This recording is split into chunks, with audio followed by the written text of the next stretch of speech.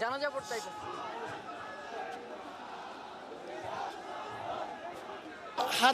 হাদির চোখে আমরা বাংলাদেশকে দেখতে চাই। হাদি যেভাবে দেখেছেন এই দেশের সমগ্র মানুষ যার যার জায়গা থেকে সে তার অধিকার পাবে, ইনসাফ মতন চলতে পারবে, জুলুম থাকবে না, চাঁদাবাজি থাকবে না, টেন্ডারবাজি থাকবে না। এদেশ শুধুমাত্র সাধারণ মানুষের দেশ, দেশপ্রেমিকদের দেশ।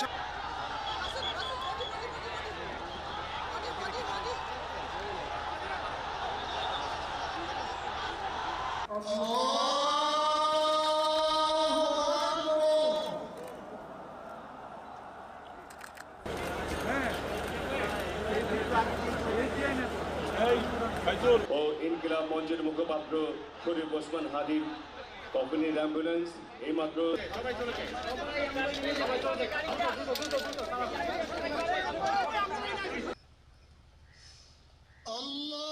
আল্লাহু আকবার।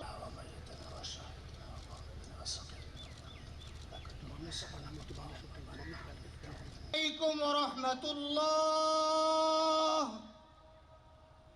আসসালামু আলাইকুম ওয়া রাহমাতুল্লাহ। এখন নামাজের জানাজা শেষে ঢাকা বিশ্ববিদ্যালয়ের কেন্দ্রীয় মসজিদ প্রাঙ্গণ